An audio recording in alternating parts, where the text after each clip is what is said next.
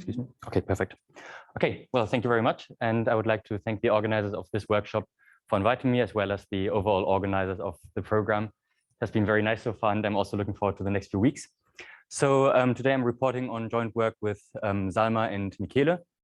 And it's a topic which is called generalized power series determined by linear recurrence relations. So I will introduce all these notions throughout the talk. And all results are all now available on the archive, which means that everything I report and I don't give explicit reference refers to this work. Okay, so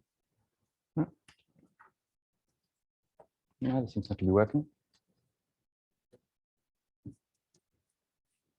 1 second. This works, but this seems not to work. I can't switch the slides. Okay, I'll just do it here. Okay, I'll just stay here then. So I will lead you through this topic because we kind of present some new concept, which is these. Now it's working. These generalized linear recurrence sequences. But I will start by motivating it and presenting known cases. And then in the second part of this talk, I'm going to give you some applications of these new generalized linear recurrence sequences. Okay, so let's start with the motivation. So the notation, I mean, we always have to start with that. G is always an additive ordered abelian group.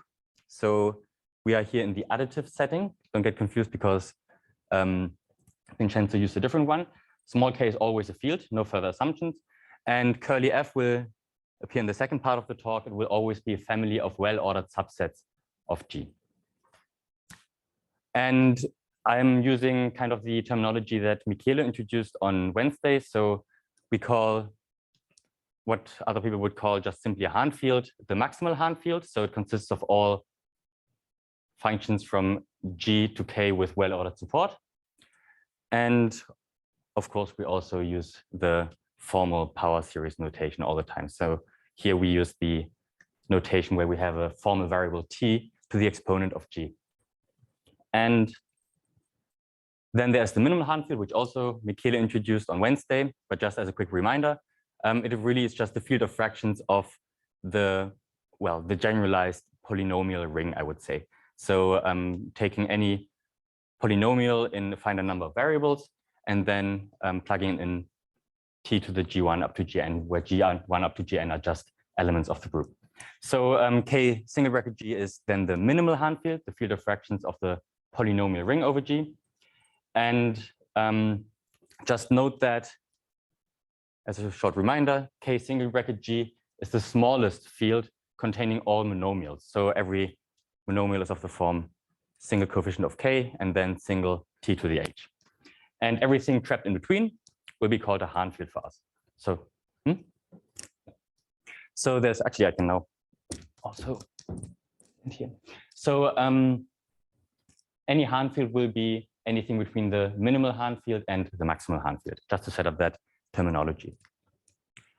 Okay, so there are two questions which actually appeared throughout this week already. So the first one is strongly related to things that Michael presented yesterday. When we have a given power series, I mean, Michael did it yesterday over the there was all the algebraic closure of K double bracket and then finitely many variables. So it was the multivariate case of Laurent series. But generally one can ask that if we have a formal power series, under what conditions, and now I want to be specific on the support and the coefficients of that power series, does it already lie inside the minimal Hahn field? So that's actually not a straightforward question, or like it doesn't have a straightforward answer. I mean, it's already known in some cases, but generally we're going to establish that now for general groups. And just to emphasize the problem again, so when we have a fraction of two polynomials, an element of k single bracket g, then it's not too straightforward to determine the whole formal power series that you get out of that, but we'll come to that. So the answer is known for the case of Laurent series, as I just said, and I will also summarize these known cases in the next section. And the second motivating problem for all of this is the lifting properties. So Michele gave a talk on Wednesday about a formal analysis, really like detailed and step-by-step analysis of the group of automorphisms on Hahn fields.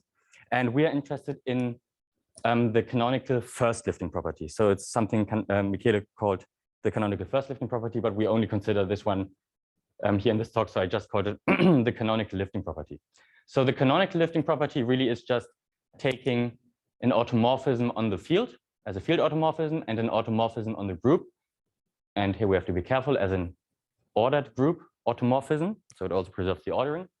And the canonical lifting of such a pair is just given here. So we apply individually the residue field lifting, the coefficient field automorphism, and the value group automorphism to the coefficients and the exponents. And a field K has the canonical lifting property. So a Hahn field K has the canonical lifting property if any pair of automorphisms on the coefficient field and value group lift to, so the lifting of that is actually an automorphism on the Hahn field. So the canonical first lifting property means that the canonical first lifting, so that the Hahn field is always closed under any canonical first lifting. And the question here, I mean, it's rather a task, which has also been discussed by Michele on Wednesday and also before at some earlier point by another talk that Michele gave. So Hahn fields with respect to the lifting property, I mean, it's interesting to study whether they actually exist or whether they're also Hahn fields which do not have that property. So the task is find Hahn fields with and without the canonical lifting property. And the starting point is to look at the minimal and the maximal one, and they both do have the canonical lifting property by just looking at them.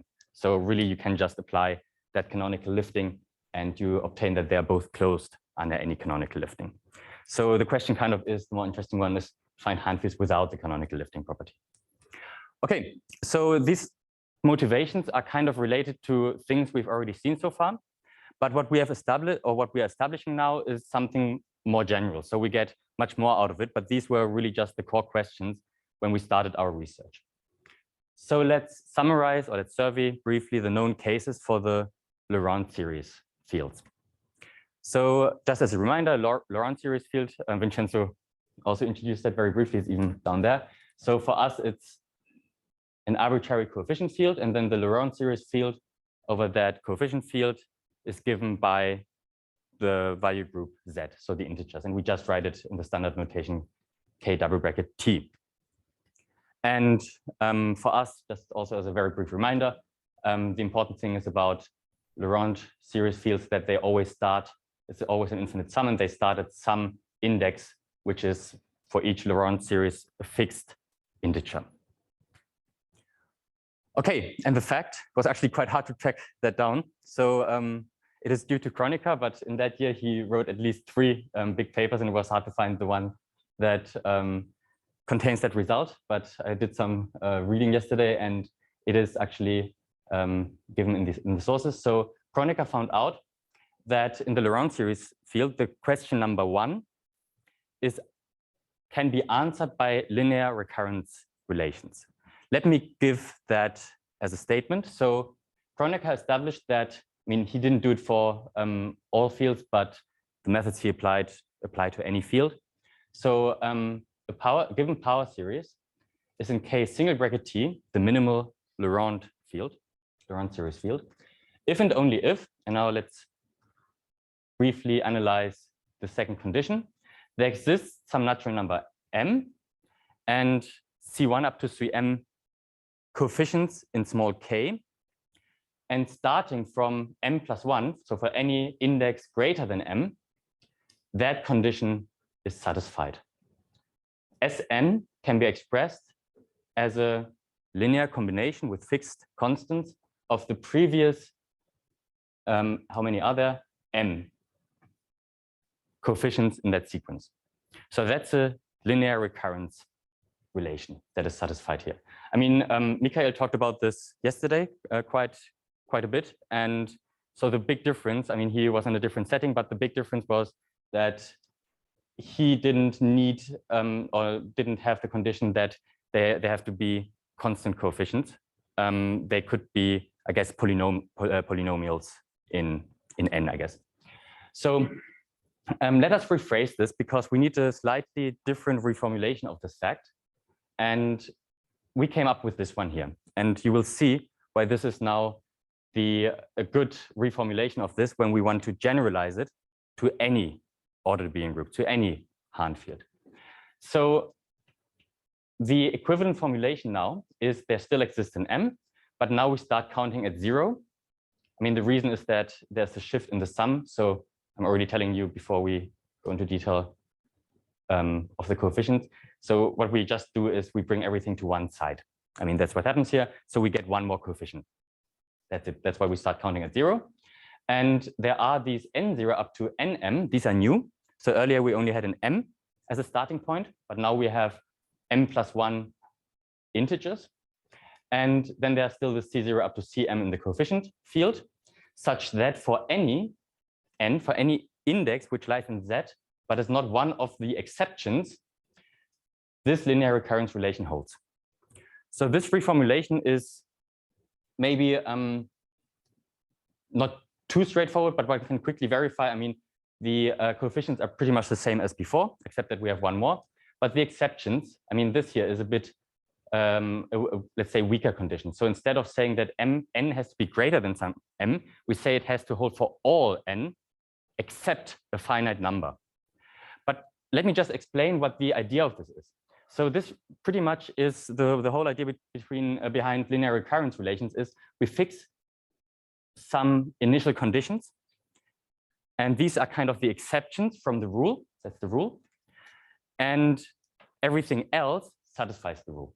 So this is what's happening here. And the very important thing is that the number of exceptions is the same as the number of terms in this sum, because we do some encoding of this, and this is why this is very important. So generally, one could also choose a different m and, let's say, m and k or small l here, but we require this to be equal for some very specific reason, which comes now in the generalization. But let's firstly review by an example how this characterization of elements in K single bracket T can be used. So let's try to determine the linear recurrence relations satisfied by this very simple example. I mean, we already know this lies in K single bracket T, so we now try to find the linear recurrence relation determined by, which is kind of, which induces this S, which determines this S. So let's start from first principles. Let's try to write S down really as a power series. And that's very easy because 1 minus T in the denominator really just comes out as the Neumann sum. So just I equals 0 up to infinity T to the I. And by quick calculation, I see we get a very nice looking power series, Laurent series. And here we already see what happens. We have 2 points of exception, which is T to the 0 and T to the 1, because T to the 0 and T to the 1 are kind of the values I have to fix. So these are our 2 exceptions, 0 and 1. And then how do we get the linear recurrence relation that is satisfied?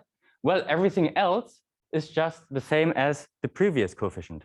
So the linear recurrence relation that is satisfied here is Sn is equal to Sn minus 1, except at the 2 points where it changes. So everything before T to the 0 has coefficient 0. So there, this is satisfied.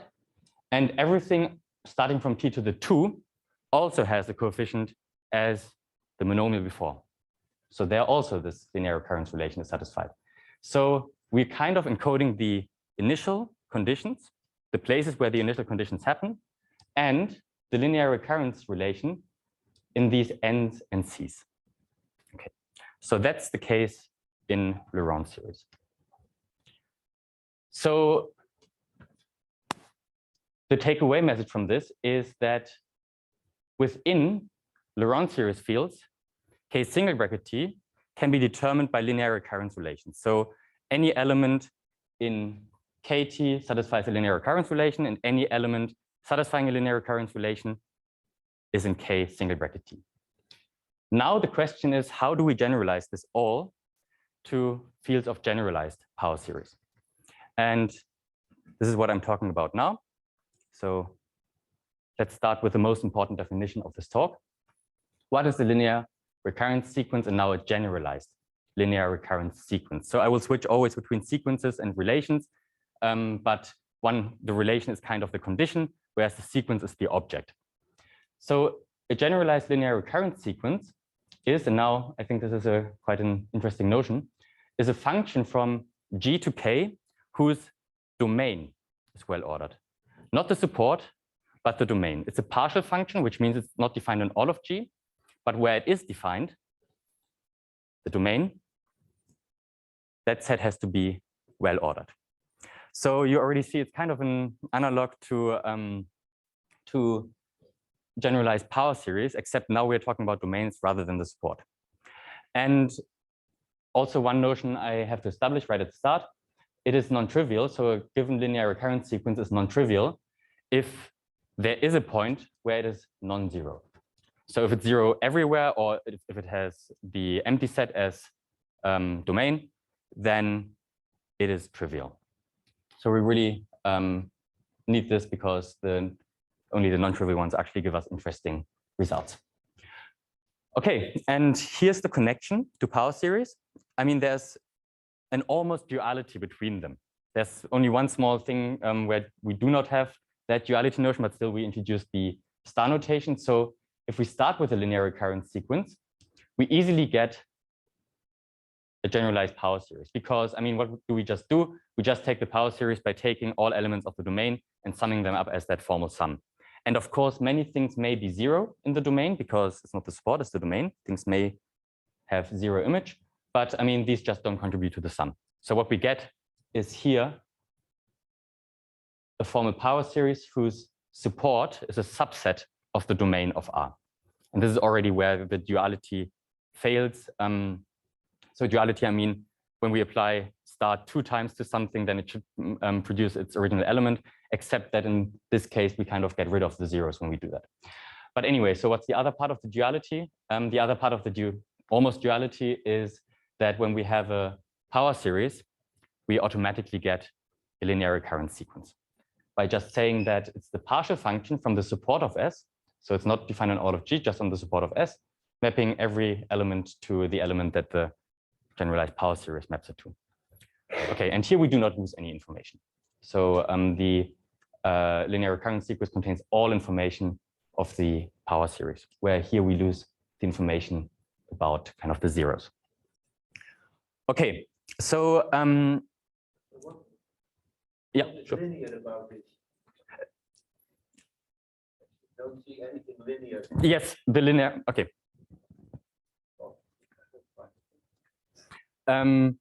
I think, I mean, it's a very good point because linearity in here is kind of, I mean, not given directly. It's a linear recurrence sequence because we will define what a linear recurrence relation will be. I mean, we could just call it a recurrence sequence, but it will associate to a linear recurrence relation, and there you will actually see the linearity. I mean, it's coming now on the next slide. So we now need to, I mean, I'm exactly now going to do that. So when we have a linear recurrence sequence, let's just briefly introduce one more piece of notation because it makes the notation later easier. We have a well-ordered domain. Sorry, this should say domain, not support. I'm sorry. So it has a well-ordered domain. And so we can write the sequence just as the pairs of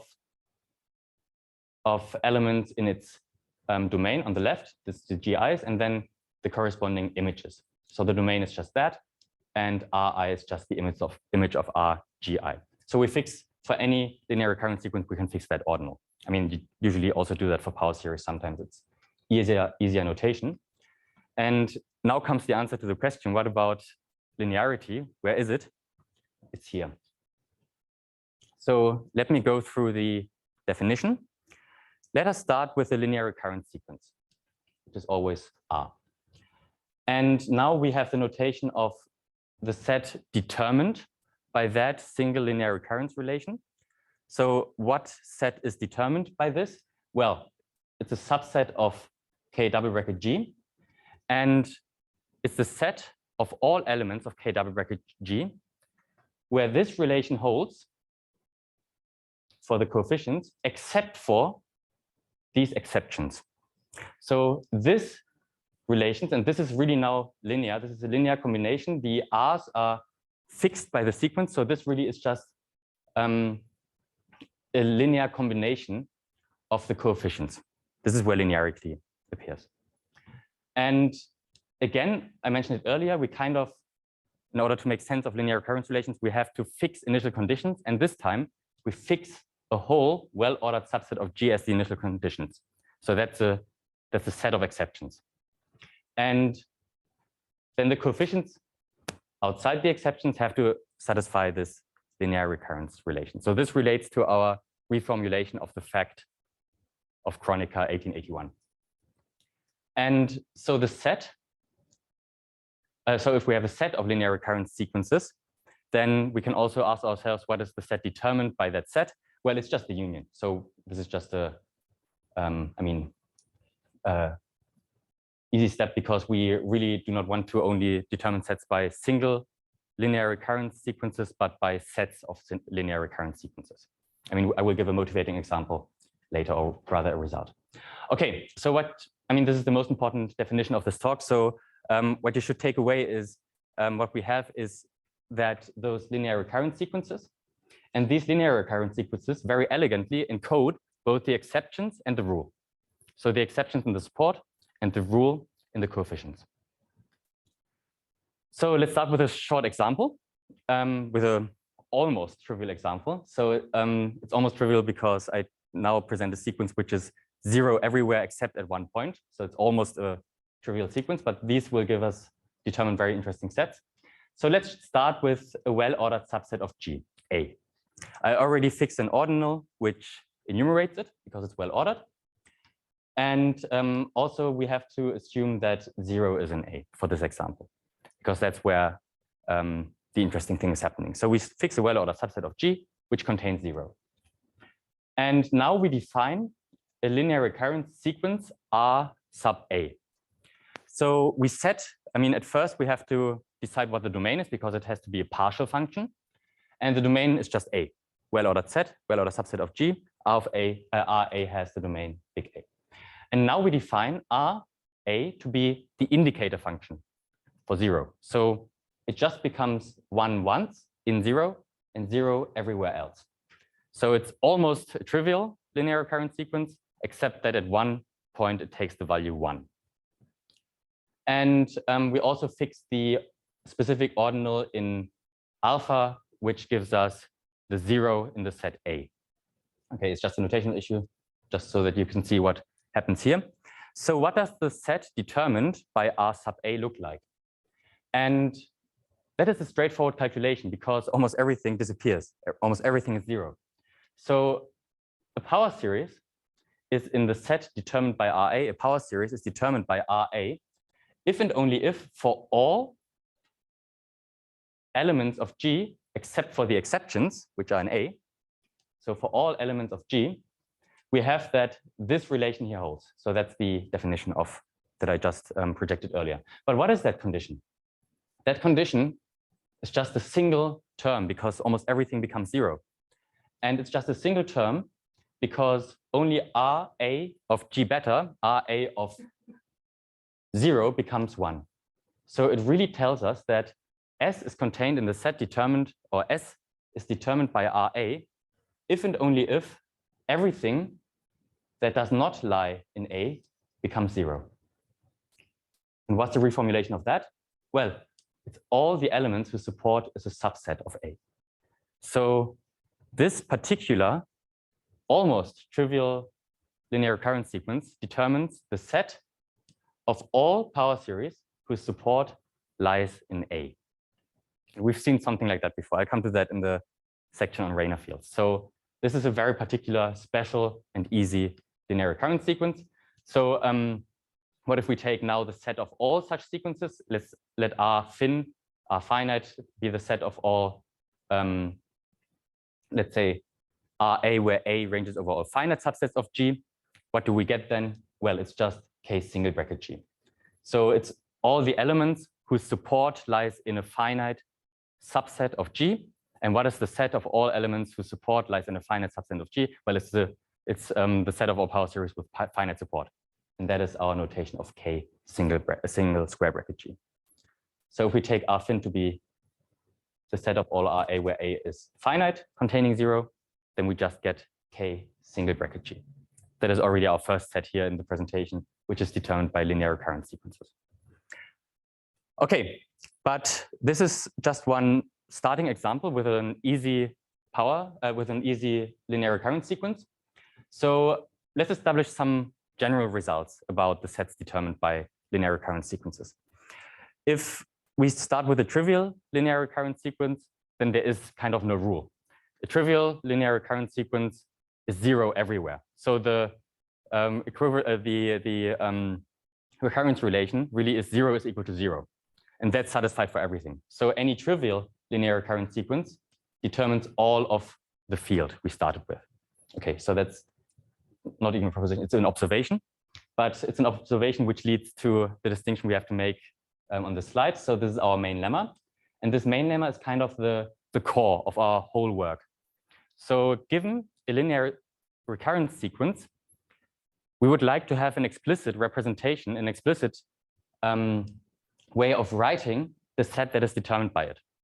And our main lemma gives us exactly that.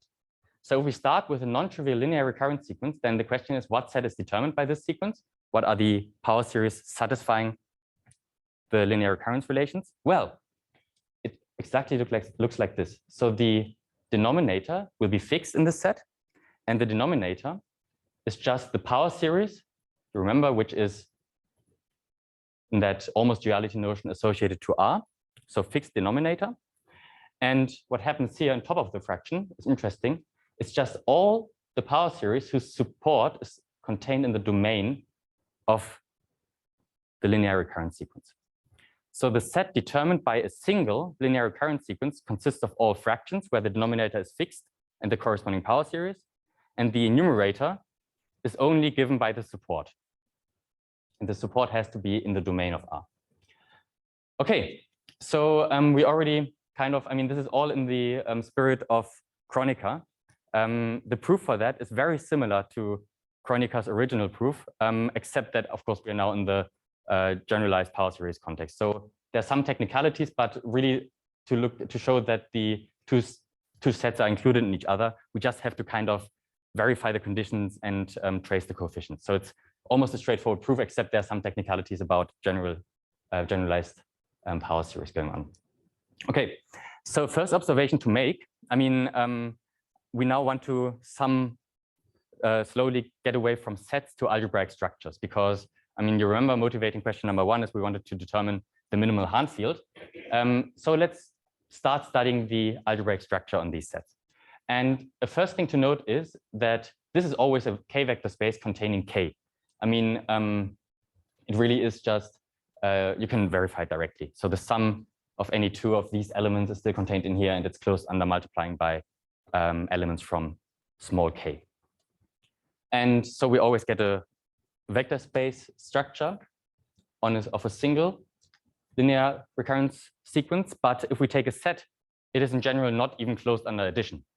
So if we take a whole set, then we can choose it in a way that two elements are contained in the set determined by big R, but the sum isn't. So we now want to establish a few conditions which actually give us some nice algebraic structure on sets determined by sets of linear recurrence sequences. And before we do so, there's another example, because I just presented an example where we start with already a fraction of two polynomials and we determine the linear recurrence relations. Let's do the other way around. Let's pretend, maybe, oh, there's a mistake here. Sorry, this should be a 13. Let's pretend that we don't know, or maybe some people also don't know it. I didn't know it before, that we do not know whether this is a fraction of two polynomials or not. So let's try to figure this out. So let's first find the linear recurrence relation satisfied by this. And it's this one, it's the Fibonacci sequence. So Sn is just the sum of its previous two coefficients. And where do the exceptions happen? Well, the exceptions actually only happen at the first two spots. Usually you only have to give two initial values, but we had that one rule. In order to encode this as a generalized linear recurrence sequence, we need to have as many exceptions as we have terms in the linear recurrence relation. And therefore, we just fix arbitrarily 2 as the other exception. I mean, we can also just start by saying 1, 1, and 2 are the initial conditions, and then we get the Fibonacci sequence. Okay, what do we get by our main lemma? By our main lemma, we know already what the set of power series that is determined by this here looks like. It really is just Sn, Sn-1, Sn-2. These go to the denominator now as a polynomial, as a power series. So it's 1, -1, -1. That's the denominator. And the enumerator just consists of all elements whose support is contained in, well, 0, 1, 2. It's exactly that. And in order to then obtain, I mean, we have here 3 degrees of freedom. That's 3 initial conditions we can choose. So 3 degrees of freedom. So there's one more step we have to do. I mean, we have to kind of do a direct calculation here. We can set this equal to the, well, Fibonacci sequence power series, and then determine it really is just this one here. That's a actually well-known representation of well, the Fibonacci sequence above. Okay, this was only an example in K double bracket Z. Again, it's a Laurent series, but I mean, we can play around with that. So we can switch the exponents all to square root of 2 and do exactly the same calculations. I mean, you get the point I'm making here. So with generalized linear recurrence sequences, we can switch to any value group. And in fact, also, I mean, here we can also use support, which is not just omega or something like that, which does not have order type omega. So you can play around with that. But the message of this is our main lemma really gives us a way of switching between fractions of fractions of power series and, well, linear recurrence sequences, linear recurrence relations. Okay, so now let's study in more depth the algebraic structure of sets determined by sets of linear recurrence sequences. So what is a sufficient condition that what we obtain is a field? So let's talk about determined fields. So we start with a non-empty set of non-trivial linear recurrence sequences. I mean, for trivial linear recurrence sequences, everything will always be a field, namely the maximal Hahn field. And if R satisfies the following conditions, then we obtain a field. I just project this all at once. So for any linear recurrence sequence that is contained in R, also any other non-trivial linear recurrence sequence with same domain has to be contained in R. So kind of if I have one with a certain domain, then I have all others with the same domain. And I mean, in the proof, this here will ensure the ring conditions. So with the first condition, we actually have that we determine a ring. I did not go into that much detail here. And in order to get multiplicative inverses, we need the second condition. For any 2 linear recurrence sequences, any other non-trivial linear recurrence sequence with domain which is the sum of the domains of the first 2 also lies in R. Okay, so this ensures existence of multiplicative inverses. It's a kind of, I think it's kind of strange conditions. It's not straightforward to see how these imply algebraic conditions, but with our main lemma, one quickly sees that somehow these give us the closure properties under plus, times, and inversion. Okay, so what is now our idea? Well, these conditions say something about if I have one sequence in there, I also have all other sequences with same domain in there. So we can go one step further and just look at sets consisting of all non-trivial linear recurrent sequences where we only have kind of control over the domain. So this is where our family F comes into play. Just as a reminder, curly F is always a set of well-ordered subsets of G. And the idea now is that R will consist, or the R's, the big R's that we consider, will consist of all linear recurrent sequences whose domain is an element of this family F. And this is what we call an F sequence. Just as a short break, is there so far any question or comment? Okay. So we get now, after the general theory, a bit more specific.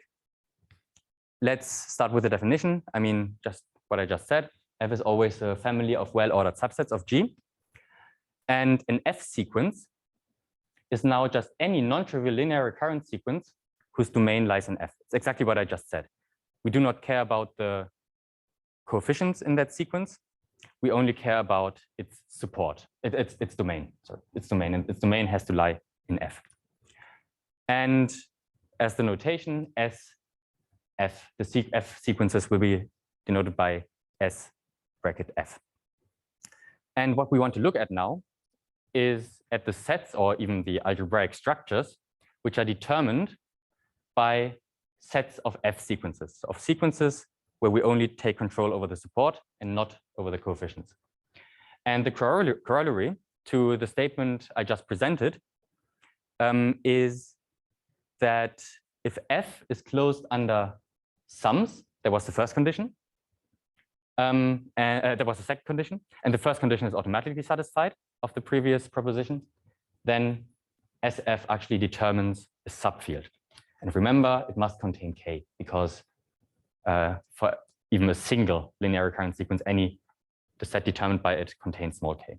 So we get an intermediate field between K and the maximal Hahn field. And in the spirit of Hahn fields, maybe you have an idea where this is leading already. We want to now establish what Hahn fields are determined by linear recurrence sequences, by F sequences in particular. So currently we do not necessarily have K single bracket G as a subfield. And this is what we're taking care of now. So when is K single bracket G a subfield? Well, we can even look at a case where exactly K single bracket G is determined. So let F fin be the family of all finite subsets of G. Then our proposition here says that the set determined by S fin is just K single bracket G. And that answers our first question. So the elements of K single bracket G, which was exactly our first question, we wanted to look at the support and the coefficients and somehow establish conditions on these to determine whether a given element of K of the maximal Hahn field lies in the minimal Hahn field. And this is it. So this is also pretty straightforward proof using our main lemma. So our main lemma gives us already kind of the fraction representation, and then via F sequences, we even have control over the denominators that we can choose them arbitrary polynomials. Okay, so the field of fractions of K single bracket G, I mean, I just introduced that earlier. K single bracket G is determined by linear recurrence relations by this F fin sequences. And what does that tell us? I mean, when we now take any family which already contains F fin, all finite subsets of G, then we get a Hahn field. So then SF determines a set between KG and K double bracket G. So that's a sufficient condition for constructing a Hahn field. I mean, we are now going kind of step by step up, establishing more conditions on F, and then getting richer algebraic structures. Okay, so at this point, I should also, I mean, I'm trying to present to you all kinds of fields which are determined by linear recurrent sequences. But let me give you an easy example where this also fails. And this also very much relates to Michael's talk yesterday, because he needed linear recurrence relations, but with non-constant coefficients. And here our method fails to determine them. And what we can take is the relative algebraic closure of Q single bracket Z and Q double bracket Z. I mean, it's kind of what Michael also is very much related to what Michael did yesterday. He did it in a multivariate case with a finite number of variables, but we just do it for Z here as an example. You can take any countable group for this counter example. So the relative algebraic closure of a countable set is countable. Can this countable set strictly containing Q single bracket Z now be determined by linear recurrence sequences? And the answer is no, because any field determined by linear recurrence sequences, by linear recurrence relations, strictly containing the minimal Hahn field must already be uncountable. And the reason for that, let me just write down the representation in the main lemma, is so as soon as the big set R contains a linear recurrence sequence which has infinite support, which is, you remember, which is equivalent to strictly containing QZ. So we are in the strictly containing Z case here. So once we have this one single linear recurrence sequence, which has infinite domain, not support, sorry. So infinite domain, then there are uncountably many subsets of that domain. And so we have uncountably many fractions here. Okay, so what happens here is that sets determined by linear recurrence sequences, they kind of make a very big jump once we have one single sequence in there with infinite support. So if we just take finite with infinite domain, I'm sorry, I always mix up with infinite domain. So when we only have finite domain, everything is fine. But once we add one more, we suddenly blow up and get uncountable. And this is the reason why here we have a set which is not determined by even a Hahn field, which is not determined by linear recurrence relations. Okay, so let's, after the F sequences, let's return to another class of sequences. And this will show you that also Rayner fields are determined by linear recurrence relations. I'll also recall what Rayner fields are. So let me do this here. They also already came up in Michele's talk on Wednesday. So Rayner field, I mean, well, first of all, let's define briefly the K-hull. It's exactly what Vincenzo did earlier. So let's take a family of well-ordered subsets of G, and let's only consider the power series whose support lies in this family. So that's the K-hull of F. This is what we call the K-hull of F. And if F, the family F, satisfies several conditions, I do not want to go through them in detail. Closure under, I mean, non-emptiness, it should generate G. Closure under subsets, closure under union, closure under translation by a single element. And the last one is kind of the Neumann series business. So this one ensures multiplicative inverses. So if this is all satisfied for F, then this here becomes a Rayner field. And F is called a Rayner field family. I mean, Vincenzo even just presented an interesting class of Rayner fields. It's those fields induced by bonologies. I mean, when you take F as these sets that Vincenzo just introduced, these bonology sets, then this would satisfy all of this, and then you have a Rayner field. Okay, so just as one example of Rayner fields, but it also covers many other examples. Okay, and there's a theorem due to a previous paper of us. It says that a K-hull is a Hahn field if and only if it is a Rayner field. So if you take a field, which is a Hahn field, and you kind of have if you have one element in there with a certain support, you have all other elements in there with a certain support, that's K-hull, then it already is a Rayner field. So Hahn fields and Rayner fields are the same. Well, I didn't say that condition in characteristic 0 case. In other cases, some things might happen with cancellation. But yeah, this is one interesting observation. And now the question is, are all Rayner fields determined by linear recurrence relations? And actually, I've already given you the answer. The answer is yes, because we had these special, very simple, almost trivial linear recurrence sequences, these RAs, which were just the indicator functions on 0. So if we just take big R, F to be, so given a family F, we take big R, F to be all RAs, then we really get that the set determined by that is just the K-hull. It's really the example I presented as the motivating example at the start. It's the very, very first example. Well, and what does F have to satisfy? Actually, some conditions can be dropped because it only has to be closed under subset and union with 0, then this holds. The others kind of follow immediately. So one has to verify that the others follow immediately from other conditions. And the only two left, which we can't get rid of, is these two. So it kind of, it's nice to have reduced the conditions on F and still obtain this here. Okay, so in F is a Rayner field family, then RF is its Rayner field. Okay, so also all Rayner fields are determined by linear recurrence sequences. And therefore, all Hahn fields, which are just also controlled by the support, are determined by linear recurrence sequences. Okay, so in the last 4 minutes, I would like to talk about one more topic, which is highly related to the second question. I mean, we've so far only investigated the first question and then played around with sets determined by linear recurrence sequences. But now the second question was still open. What about the canonical lifting property? So the question, or rather the task, was to, as a reminder, find Hahn fields with and find Hahn fields without the canonical first lifting property.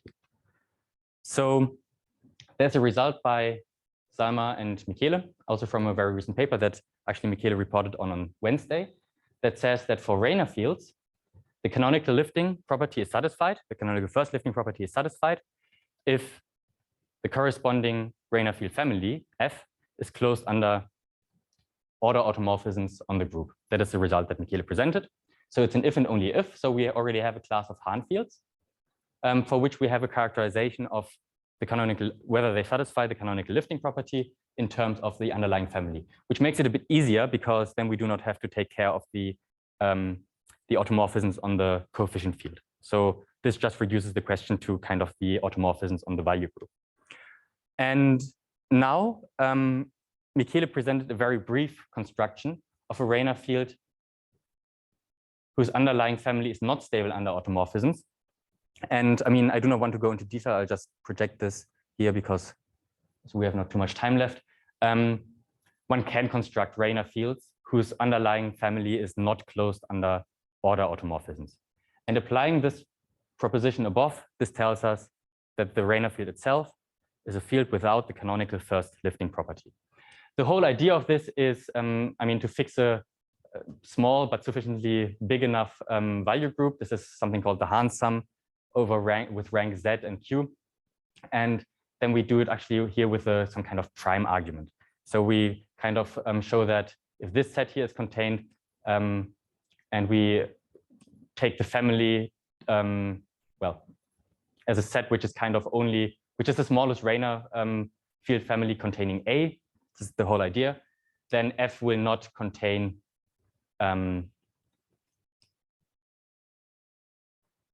will not contain, well, I didn't give this a name, this is called Tor, then Tor of A. So A will be mapped to something which does not lie in F, and we kind of can use these primes. But I didn't want to go into that example in detail. So the whole idea is here, there are Rayner fields without the canonical lifting property. So the question remains, what does this have to do with linear recurrence sequences? And we have established a theorem, another condition, is a sufficient condition for the canonical lifting property. So if the family F contains all finite linear recurrence sequences that's needed for the Hahn field, is closed under sums, and being closed under sums was the condition to be a field, and closed under automorphisms of G, that is now the new condition, which is kind of similar to the Rayner field condition. So order automorphisms on G map elements of F to elements of F. Then what we obtain is that the Hahn field determined by the F sequences has the canonical first lifting property. And it's very nice. These three conditions refer to actual conditions down here. First one Hahn field, second one field. Well, first one contains K single bracket G. Second one, this is a field, and third one, it's closed under automorphisms and under canonical liftings of automorphisms. Okay, so let me finish by saying that this actually gives the construction method of Hahn fields with the canonical lifting property by just controlling the sets of domains of the linear recurrence sequences. So thank you for your attention, and here are the references of the results.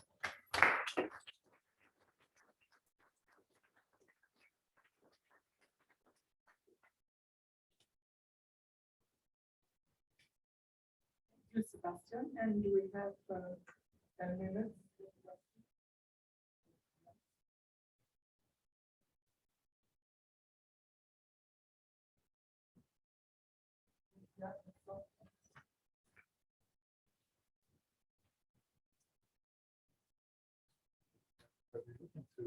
Different types of non-linear different relations. Oh, they're very difficult. I mean, Michael presented them yesterday, and of course they give us much more, but there's a big problem. Yeah, that's something actually worth to mention. So let's go back to the definition of linear recurrence relations with constant coefficients. Well, yeah. So here we have the constant coefficients RGI. These are coefficients in the field. And I mean, linear recurrence relations with non-constant coefficients would be something like n factorial or something like that, right? The big problem is that in our generalization, we would then have some kind of notion of an element of the group factorial. So everything that Michael did, as far as I understood, it all works because it's over Z. So you can also take something like n factorial. That expression makes sense, or polynomials. It makes sense in Z. I'm sure it can also be generalized somehow to non-constant linear recurrence, well, non-linear recurrence relations, but it's very difficult to establish something like n factorial for elements of a general group G. And this is where this fails. So we had these ideas, but I mean, the first thing is to look at analogies in, let's say, the Laurent series case. And then we kind of got stuck because things like n factorial, how do we generalize them? So it seems to be very difficult, but probably possible. I mean, sorry, maybe to point this out again. So in non-linear recurrence relations, we would have here coefficients which live in the group. In Z, it's fine. From Z, we can take anything down as a coefficient, but for general groups, this expression wouldn't make sense, and we have not made sense of any expression like that. I can quickly comment on that. I mean, it adds almost nothing to what you just said. That it's just there's an idea for the future. I mean, one idea would be a bit in the spirit of what I said the other day. In order to achieve something like that, one can do the homomorphism.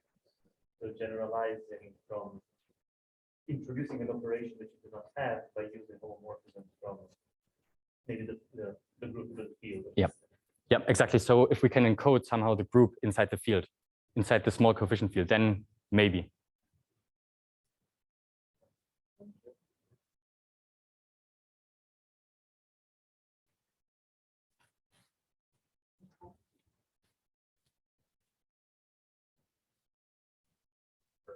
Do you have a method to recover the recurrence relation out of the coefficients of your molecule? Yeah, that's no. I mean, I mean, so in the examples, where were my examples?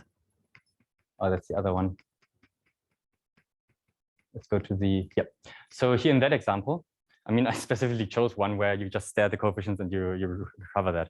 But I mean, we are here talking about infinite, well-ordered domains or supports or whatever. So, I mean, just logically, there cannot be a finite procedure, I guess, because if you are in kind of uncountable support, then there can't be anything that we would call a procedure. Just as a very overall logician's point of view answer.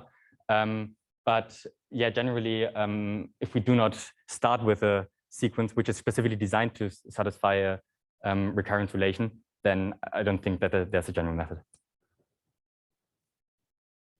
Do you at least have a method for Puiseux series? For the usual Puiseux series? I mean, there we are. Like generalizing chronicles, Yeah, but still, I'm afraid I wouldn't know. So I think one of the big factors is that even to find out how many exceptions there are is oh wait, for Puiseux series. Yeah. Oh, Puiseux series just break down to Laurent series. So there is a method for that. Yeah, sorry. So Puiseux series, if you just look at the common denominator of the exponents, then it all breaks down to a Laurent series, and then we have the method.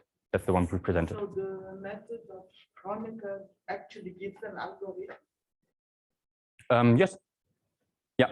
I mean, he goes via something called Henkel matrices, just as Michael yesterday. But it's pretty straightforward. It all boils down to calculating determinants of certain matrices. And I mean, Michael also presented that there is such a procedure in that particular case.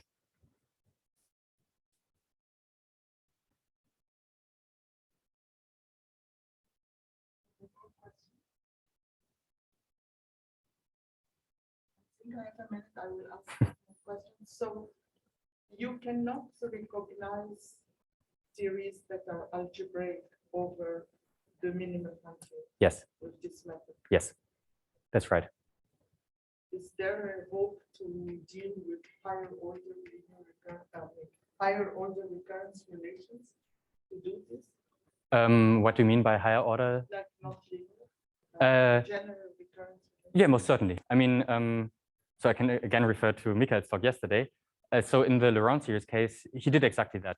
I think it was not the paper you talked about, but the one that you referred to in previous works. And they did exactly that for the single variable Laurent series case. And but then we again get stuck by the previous discussion that Vincent just asked, what do we do for general groups? So the notion of these higher order recurrence relations that you're referring to is kind of very difficult to establish for general order Debian groups, unless we have the encoding that Michele suggested, the encoding of the group inside the coefficient field. Okay, it appears that there are no more questions, so we thank the speaker again.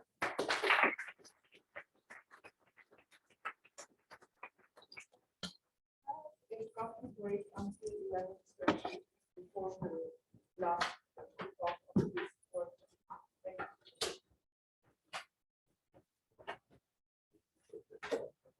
you. Hi. I enjoyed your talk a lot. Thanks. I have a question, it's just maybe a stupid question, it may be completely off base, but I wonder, is it possible to use these kinds of techniques to